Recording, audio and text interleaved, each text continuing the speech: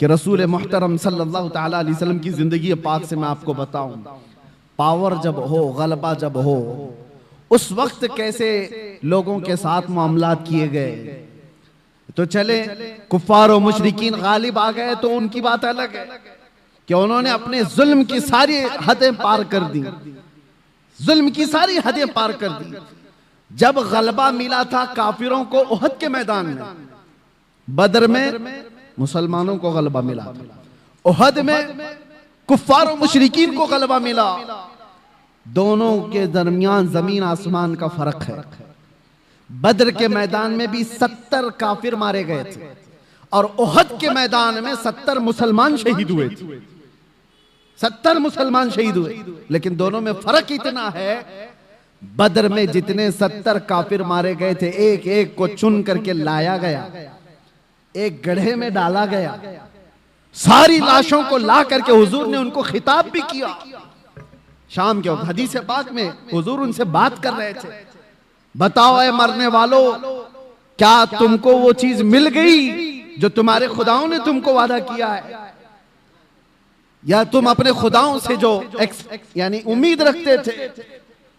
सहाबा तो ये पूछ रहे थे, या रसूल अल्लाह आप इनको खिताब कर रहे हैं, ये तो मरे हुए। हुजूर फरमाते हैं या जिंदों से ज्यादा सुनते हैं। ये मामला है बदर के मैदान का, पावर था, गलबा था। और उधर उहद के मैदान में पावर और गलबा कुफ्फार को था। क्या किया इन्होंने? 70 मुसलमानों को जो शहीद किया, अमीर हमजा का सीना चाक करके कलेजा निकाल के चबाया था। इंसानों में ये हरकत हो सकती है? कोई इंसान ये कर सकता है? जानवर खाते होंगे जानवरों को, इंसान नहीं। पावर जब मिला तो सीना चाक करके कलेजा निकाल करके चबाया। दूसरे क्या किया? साद इब्ने रबी, उनके पेट को फाड़ दिया और अंतड़ियां बाहर निकाली, गले में डाल लिए गए। क्या ये इंसान कर सकता है? तीसरी मिसाल हजरत अनस बिन नुज़ैर, ये वो सहाबी हैं, उनकी बहन कहती हैं सिवाय उनकी शहादत की उंगली के उनका जिस्म मिला ही नहीं, कुचल दिया गया था, पूरा रौन दिया गया था, पूरे जिस्म को रौन दिया गया। एक उंगली से पहचान में आए कि अनस बिन नुज़ैर की लाश। लाशों के साथ ये किया। जब पावर आया तो, ताकत आई तो ये किया। चौथी मिसाल, ये तो एक दो नहीं है, कई मिसालें। अब्दुल्ला बिन जहश एक सहाबी, उनके जिस्म के 80 टुकड़े किए गए और हर टुकड़े को रस्सी में पिरोकर हार बनाया गया। ये पावर जब आए तो कुफार ये करते हैं। और रसूलुल्लाह सल्लल्लाहु ताला अलैहि वसल्लम के हाथ में जब पावर आया, अब मैं आपको बताऊं, यह उहद का मैदान था जहां जंगली जानवरों से ज्यादा जुल्म कुफार और मुशरिकीन ने किया सहाबा के साथ। 70 सहाबा जो शहीद हुए हैं, सबकी लाशों के साथ इन्होंने बहुत बुरा सलूक किया है, बहुत बुरा सलूक किया है। जंगी कानून भूल जाते हैं लोग जब पावर में आते हैं, ताकत में आते हैं। और यही पावर जब रसूलुल्लाह के हाथ में आया, 10,000 का लश्कर लेकर मेरे आका 20 रमजान को मक्का में दाखिल हो रहे हैं। उस वक्त जंग करने जैसी नौबत भी नहीं थी। कुफारे मक्का सब भागे भागे फिर रहे थे, मुकाबला करने की ताकत नहीं थी, खानदान बिखरे हुए थे, हुजूर के सामने खड़े होने की हिम्मत नहीं थी, सब छुप रहे थे। और नबी पाक सल्लल्लाहु ताला अलैहि वसल्लम के सहाबा शाहाना अंदाज में हरम काबा में दाखिल हो रहे थे। लब्बैक की सदाएं गूंज रही थी, हरम काबा की सरजमीन चूमी जा रही थी और अल्लाहु अकबर की सदाओं से मक्का गूंज रहा था। उस वक्त जानते हो 10,000 का लश्कर जब मक्का में आया हो, हैबत ऐसी तारी थी सबके दिलों पर कि लोग दीवारों से चिपके हुए खड़े थे, कोई दरवाजों के अंदर बंद खड़े थे। लेकिन मेरे आका सल्लल्लाहु अलैहि वसल्लम जब हरम काबा में आए, अजान दी गई और फिर मक्का वालों को बुलाया गया। कहाँ हैं सारे लोग? हैरत होती, आपको तारीख उठा करके देखो, हैरत होगी। जिसने हुजूर पाक सल्लल्लाहु अलैहि वसल्लम के मुकाबले में एक दो नहीं कितनी जंगें लड़ी। जंगे बदर में मुकाबले में अबू सुफियान है, जंगे उहद में मुकाबले में अबू सुफियान है, जंगे खंदक में मुकाबले में अबू सुफियान है। हुजूर के मुकाबले में अबू सुफियान इतनी जंगे हुजूर के मुकाबले में लड़ते रहे और हुजूर उस दिन ऐलान करते हैं, मक्का के फतेह मक्का के दिन जब पावर हाथ में है, मेरे आका फरमाते हैं जो जो भी मक्का में इधर उधर छुप करके भाग रहे हैं उनको डरने की जरूरत नहीं। जो मेरे दादा अब्दुल मुत्तलिब के घर में आ गए वो पनाह में है, जो अबू सुफियान के घर में आ गए वो पनाह में है। दुश्मन के घर में अबू सुफियान को ये मकाम दे रहे हैं। हुजूर फरमाते जो अबू सुफियान के घर में आ गए वो पनाह में है, जो खाने काबा के इर्द गिर्द आ गया वो पनाह में है, उससे जंग नहीं की जाएगी। और जो तलवार उठाया हुजूर से मुकाबला करना चाहा वो कैदी बना करके लाए गए, पकड़ करके लाए गए। फतेह मक्का का दिन है। सहाबा तो सहाबा है जो बरसों से जंगों की जिंदगी देख रहे हैं हुजूर के साथ। मेरे अजीजों, उनकी कुर्बानियां कम नहीं है। हजरत अबू हुरैरा से पूछो, हदीसें बताती हैं ऐसी ऐसी जंगों में सहाबा गए, कहते हैं कि पैरों पर कपड़े बांधने पड़ते थे, सारे नाखून उखड़ गए थे। ऐसी जंगें वो लड़ करके आए बगैर चप्पल पहने।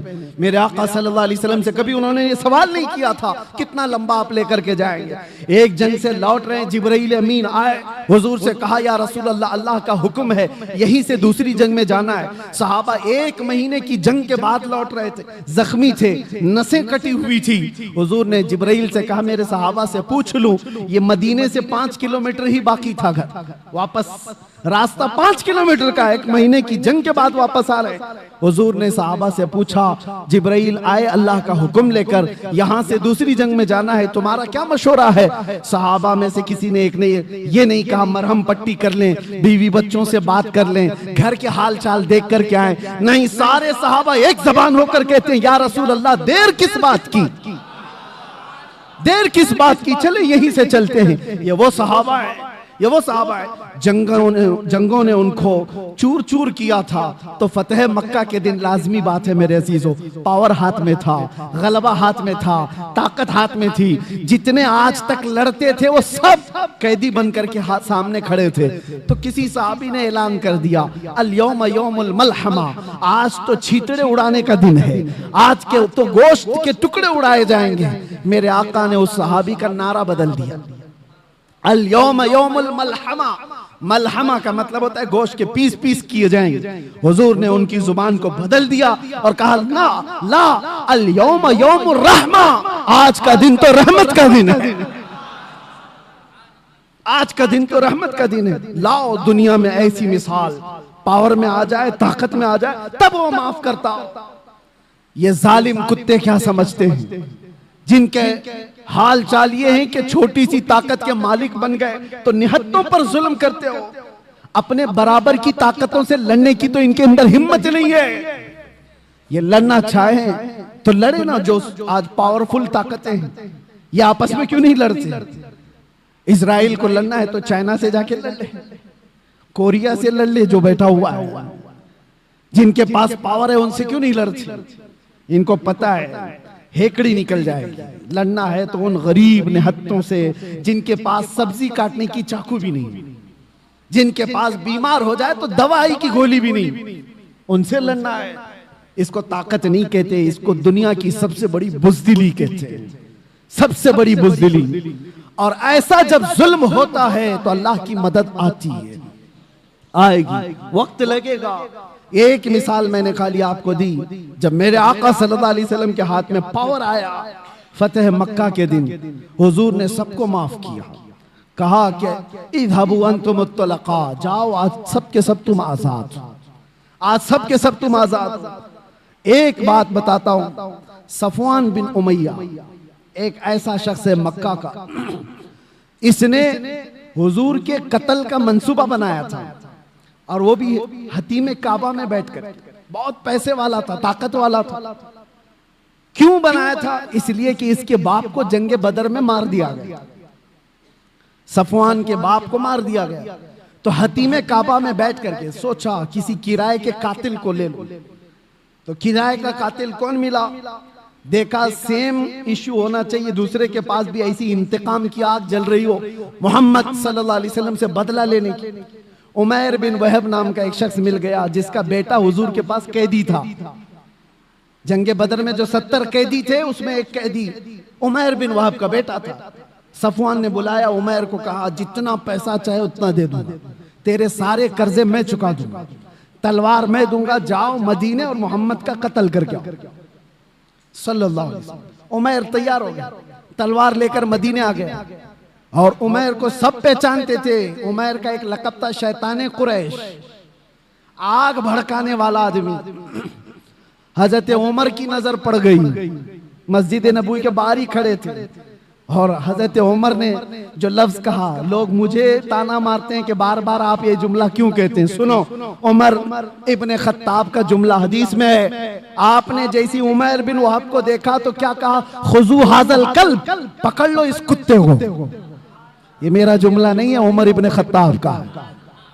हाँ, अगर हमारी जुबान से कुत्ता निकलता है तो वो बराबर जगह के लिए निकलता है, ऐसा नहीं है। हाँ, तो उमैर बिन वहब को पकड़ने के लिए उमर इब्ने खत्ताब ने कहा, पकड़ लिया, गर्दन में गमछा डाल करके घुमाया, और फिर हुजूर पाक सल्लल्लाहु अलैहि वसल्लम मस्जिद नबवी में अंदर से जा करके पूछा, आका वो उमैर बिन वहब आया है, क्या करूं उसका, आप हुक्म दें तो वही निपटा दूं उसको।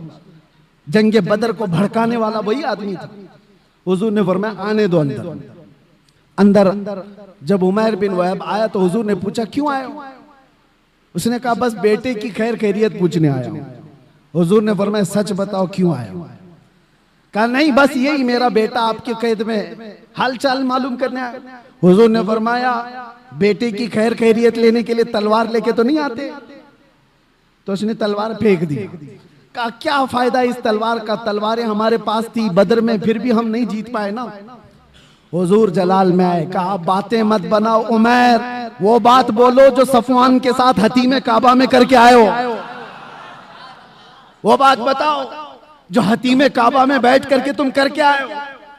बस अब क्या था, उमैर बिन वहब का जिस्म कांपने लग गया। तन्हाई में बात की थी उमैर बिन वहब ने सफवान से, और कहा, मैं गवाही देता हूं आप अल्लाह के सच्चे रसूल हैं, मुझे अपनी गुलामी में शामिल कर लो। वो उमैर बिन वहब सहाबी बन गए। हजरत उमर बिन खत्ताब गले में हाथ डालकर बाहर लेकर के आए और सहाबा से कहा, थोड़ी देर पहले ये आदमी मुझे खिंजीर से ज्यादा बुरा लगता था, और अब ये उमैर बिन वहब मुझे अपने बेटे से ज्यादा अजीज लगता है। ये है अल्लाह के लिए मोहब्बत, अल्लाह के लिए दुश्मनी। अब ये वाकया पूरा मैं इसलिए बता रहा हूं, उमैर बिन वहब गया था गर्दन लेने के लिए, अपनी गर्दन दे आया। सफवान यहां इंतजार कर रहा था, रोज इंतजार कर रहा था कि कुछ नई न्यूज आए। कोई भी काफिला मदीने से आता उसके पूछता, कोई नई खबर है, कुछ बड़ी खबर है? उसके तो दिमाग में यही था कि आज कत्ल हो गया होगा, कल कत्ल हो गया होगा। एक काफिला आया, सफवान से कहा, हाँ एक बड़ी खबर है तेरे लिए। कहा, क्या? कहा, तेरा पक्का जिगरी दोस्त भी मुसलमान हो गया। वो कहा, ये तो डूब मरने का वक्त आ गया मेरे। यही वो दिन थे। थोड़े दिनों के बाद हुजूर पाक सल्लल्लाहु अलैहि वसल्लम पूरे सहाबा की जमात के साथ मक्का में आ गए, फतेह मक्का। उस वक्त तक सफवान ईमान नहीं लाया है, ईमान की बूबास भी नहीं, इंतकाम की आग में भड़क रहा। जब हुजूर आए और सबको अमान दे रहे थे, सबको अमान दे रहे थे, तो उस वक्त सफवान बिन उमैया ये भाग करके निकल गया मक्का से और लोगों से कहा कि तुम लोग मोहम्मद के हाथ में आना चाहते हो, इससे बेहतर है कि समंदर में छलांग लगाओ, खुदकुशी कर लो। तो अपने घोड़े को लिया और समंदर की तरफ चला गया कि मैं सुसाइड कर लूंगा, इनके हाथ में आने से तो अच्छा है। हुजूर पाक सल्लल्लाहु अलैहि वसल्लम जब सबको माफी दे रहे थे तो उमैर बिन वहब हुजूर के पास आते हैं। अब वो सहाबी रसूल हैं। कहा, या रसूल अल्लाह, सफवान भाग करके गया है, मैं चाहता हूं कि उसको भी आप माफी दे दें। उसने अगरचे आपके कत्ल का मंसूबा बनाया था, मैं ही आया था, लेकिन उसके अंदर अपने बाप के इंतकाम की आग भड़की हुई थी, इसलिए किया था, आप माफ कर दें। हुजूर ने देखा उमैर बिन वहब किसकी सिफारिश कर रहा है, सफवान की। हुजूर ने कुछ नहीं कहा, मुस्कुराया और कहा, सफवान के लिए भी अमान है। ये नहीं कहा कि वो ईमान लाए तो अमान है, नहीं, जिस हालत में है उस हालत में अमान है। तो उमैर बिन वहब कहते, मैं ऐसा दौड़ा दौड़ा गया सफवान को बताने के लिए कि उसकी जान बचा लूं, वो छलांग ना लगा ले। भागते घोड़े से दौड़ाते हुए पा लिया सफवान को करीब में, कहा तेरे लिए बड़ी खुशखबरी है, मोहम्मद सल्लल्लाहु अलैहि वसल्लम इतने रहम दिल आदमी हैं, उन्होंने तुझे माफ कर दिया। सफवान कहता है ये चीज यकीन करने की जैसी है ही नहीं, दुनिया में कौन ऐसा करता है, तू या तो कोई चालबाजी कर रहा हो। कहा नहीं, अबू सुफियान को माफ किया, हिंदा को माफ किया, सब बड़े बड़े लोगों को माफ किया, तुम क्या हो? तो उसने कहा मुझे उस वक्त तक यकीन नहीं होगा जब तक उनकी कोई निशानी ना देख लो। ये देखें, एक आदमी जो पकड़ा गया है, कैदी है, और वो अपनी बख्शिश के लिए निशानी पूछ रहा है। अरे डूबते को तिनके का सहारा होना चाहिए, अगर फरमान भी सुन ले तो आ जाना चाहिए, लेकिन वहां नहीं। वो कहता है मैं उस वक्त तक यकीन नहीं करूंगा जब तक निशानी ना। उमैर बिन वहाब फिर से वापस आए और हुजूर से कहा या रसूल अल्लाह, वो मान नहीं रहा है, वो खुदकुशी कर लेगा, वो मर जाएगा और उसको मेरी बात पर यकीन नहीं आ रहा है। हुजूर ने फरमाया क्या वो मेरे तमाम हैयत को पहचानता है? कहा कि या रसूल अल्लाह, आपकी हैयत को कौन नहीं पहचानता, आपकी शक्ल और शबाहत को कौन नहीं पहचानता। हुजूर ने अपना अमामा उतारा और कहा ये ले जाओ और उसको बता दो। अल्लाह अकबर। आता है फकीरों पे उन्हें प्यार कुछ ऐसा, खुद भीख दे और खुद कहे मंगते का भला। उमैर बिन वहब हुजूर का यह अमामा लेकर पहुंचे, देखते ही सफवान पहचान गया ये रसूलुल्लाह का अमामा। वापस पलट आया सर झुका करके मेरे आका के पास खड़ा था। मेरे आका ने कहा सर झुकाओ नहीं, उठाओ, सर उठाओ, तुम जिस हालत में रहना चाहते हो तुम आजाद हो। अब कौन आजाद रहना चाहेगा, कौन आजाद रहना चाहेगा? हुजूर पाक ने जब इतना जुमला कहा तो सफवान ने कहा ऐसी दुनिया की आजादी से बेहतर है आपके तलवों के नीचे रहा जाए, आपके कदमों में रहा जाए। ये है पावर आने के बाद के मामलात। हुस्ने सुलूक कोई दुनिया वाला करके दिखाए। पावर आने के बाद आज भी जो नशेड़ी हुकूमतें बैठी हुई हैं, चुन चुन के जो मुकद्दमे लगाती हैं पिछली हुकूमतों के ऊपर, ये क्या है? ये सब इंतकामी जज्बा है। आज इनके पास पावर है, इसको जेल में डाल दो, उसको जेल में डाल दो। क्यों? इसलिए कि उन्होंने अपनी हुकूमत के दौरान हमको जेल में डाला था। तो तुम क्या समझते हो यहाँ खत्म हो जाएगा? तुम भी जाओगे, कोई और आएगा तुमको भी पहुंचाएगा, तुमको भी पहुंचाएगा। ये सिलसिला चलता रहेगा। इस सिलसिले को खत्म करना हो तो फतेह मक्का की तारीख पढ़ो, ये हुजूर पाक की रहमत वाली तारीख पढ़ो, तभी अमन व अमान आएगा, बहाल होगा।